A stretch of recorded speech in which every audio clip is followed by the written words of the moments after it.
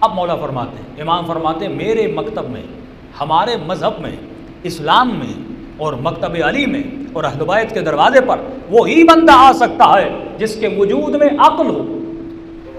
فرمایا بے عقل کبھی علی والا نہیں ہوتا. جس کے وجود میں لاجک اور وزڈم نہیں ہے وہ کبھی بھی علی والا نہیں ہو سکتا.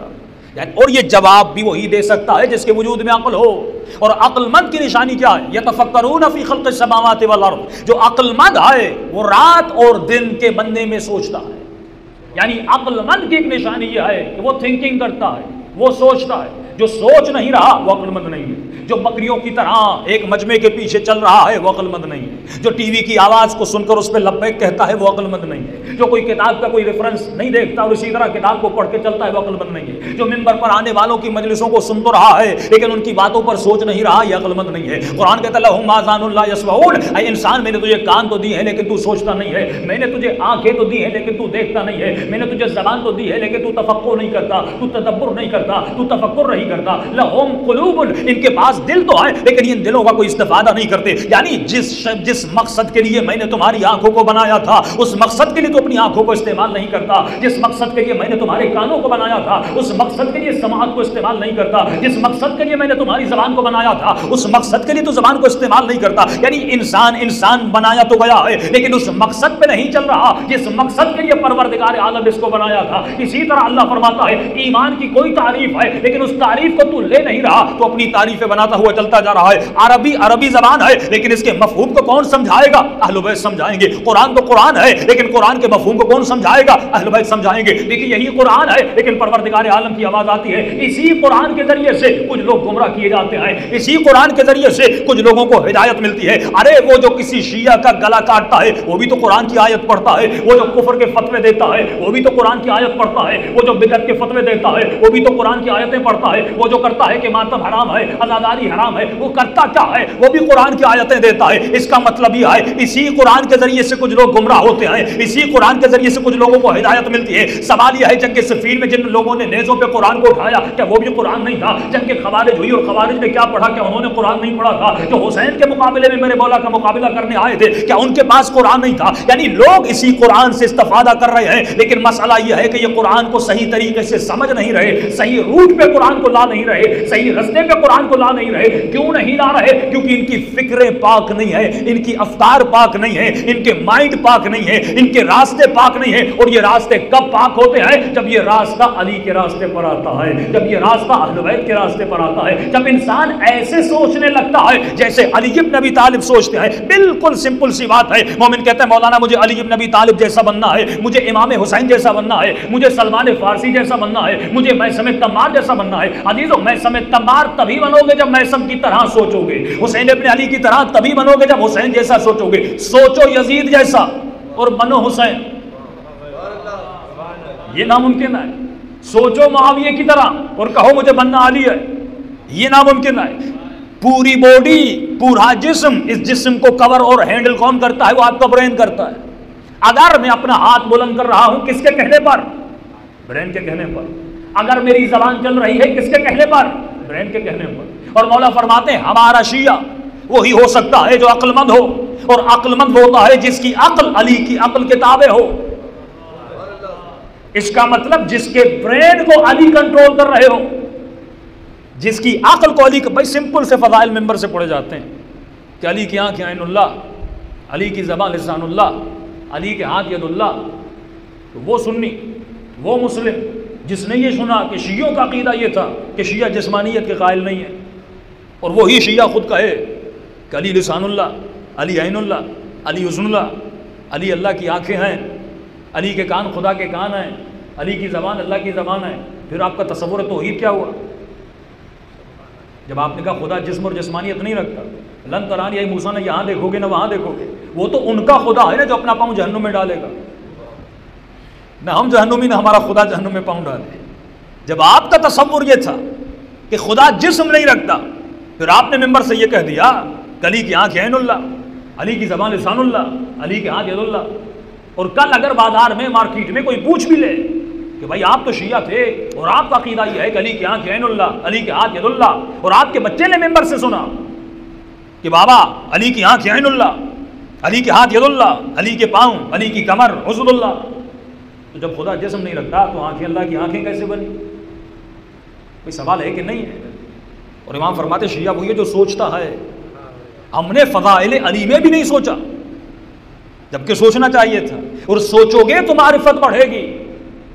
ہم بت پرست نہیں ہیں کہ سامنے ایک بت رکھ دیا گیا اور پنڈت نے کہا کہ اسے ماننا ہے اور اس پہ پھول چڑھانے ہیں اور اس پہ دودھ کو برسانا ہے تو ہم برسانا شروع کر دیں۔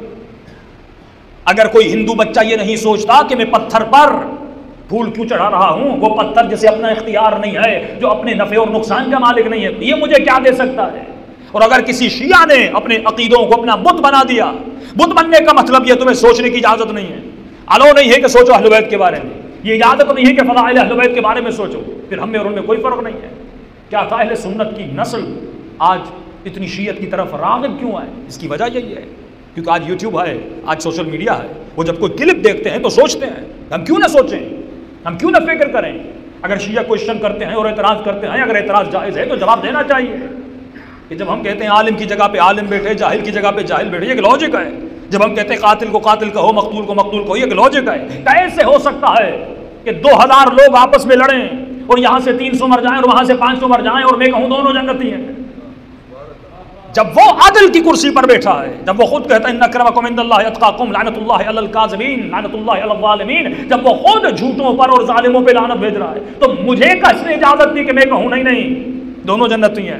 اور جب اعتراض کروں تو کہیں چپ اختیار کر دو، تمہیں اجازت نہیں ہے کہ صحابہ کے کردار کے بارے میں گفتگو کرو، تمہیں اجازت نہیں ہے کہ بڑوں کے بارے میں گفتگو کرو۔ جب وہ خدا اپنے لیے کہتا ہے کہ سوچ، جب وہ اپنے لیے کہتا ہے کہ سمجھ، جب وہ اپنے لیے کہتا ہے کہ پرکھ کر سجدہ کر، سوچ کے سجدہ کر، اگر میں تمہاری حالت سے اترتا ہوں تو مجھے سجدہ کرنا۔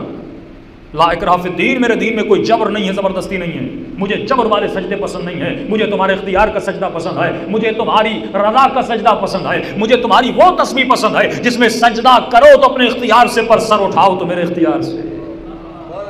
جب وہ اپنی توحید کے بارے میں اتنا اوپن مائنڈڈ ہے، جب وہ اپنے لیے کہتا ہے کہ سوچ سمجھ کے سجدہ کرنا، میرے دین میں کوئی جبر نہیں ہے، اپنے بچوں کو سکھا۔ جب وہ خود کہتا ہے کہ میرے اصول دین میں تقلید حرام ہے، میری توحید میں تقلید حرام ہے، میری نبوت میں تقلید حرام ہے، میری عدل اور قیامت میں تقلید حرام ہے۔ تقلید کا مطلب یہ ہے کہ اپنے اللہ کو اپنے باپ سے مت لینا، اپنے نبی کو اپنے ماں باپ سے مت لینا۔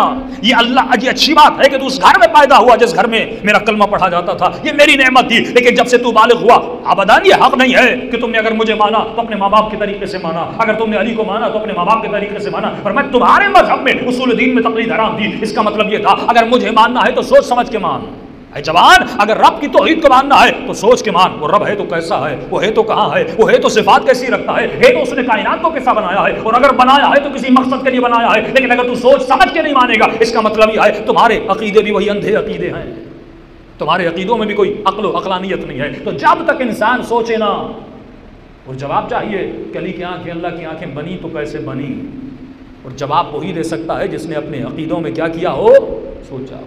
اس کا جواب کہاں سے ملتا ہے؟ حدیث قدسی سے ملتا ہے۔ آواز آتی ہے عبدی اطعنی، اے میرے بندے میری اطاعت کر، میں تجھے اپنے جیسا بنا دوں گا۔ یعنی جب تو میری اطاعت کرتا ہے تمہاری آنکھیں میری آنکھیں بن جاتی ہیں، تمہارے ہاتھ میرے ہاتھ بن جاتے ہیں۔ اب بھی بات سمجھ میں نہیں آ رہی، خدا کہنا کیا چاہتا ہے؟ میں نے کہا اگر یہ ہاتھ بلند ہوتا ہے تو کس کے کہنے پر؟ میرے کہنے پر۔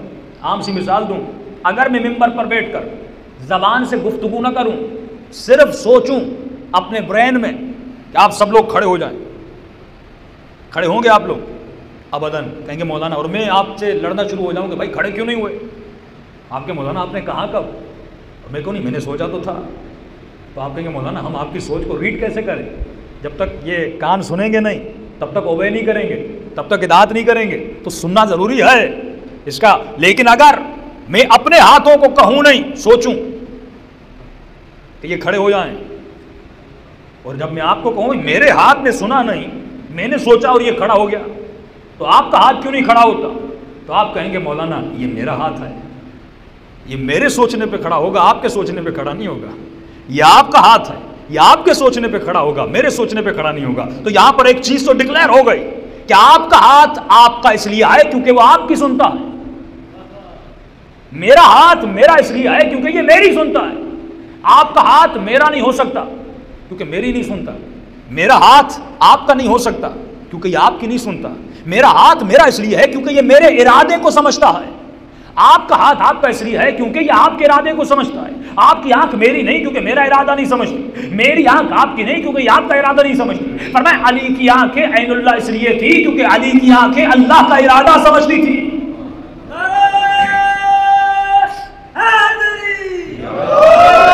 علی کے ہاتھ اللہ کے ارادہ. اب حدیث قدسی کے جملے سمجھ آتے ہیں. آپ اطیعتنی اجعلک مثلا، اے میرے بندے میری اطاعت کر، میں تجھے اپنے جیسا بنا دوں گا. اس کا مطلب جب ہمارے برینز اللہ کی اطاعت میں آ جاتے ہیں تب یہ وجود تیرا نہیں رہتا. تب سعید کی باتیں سمجھ میں آتی ہیں. امام فرماتے سعید اگر دوبارہ تجھے زندہ کیا جائے پھر بھی اپنی جان کو حسین پر قربان کرو گے. فرماتے مولا اگر 100 مرتبہ زندہ کیا جائے اور 100 مرتبہ اس سے بدتر حالت میں مارا جائے پھر بھی اپنی جان کو آپ پر قربان کروں گا. سعید اس طرح قربان کرے گا کیوں؟ کہ مولا میرا تو کچھ ہے ہی نہیں.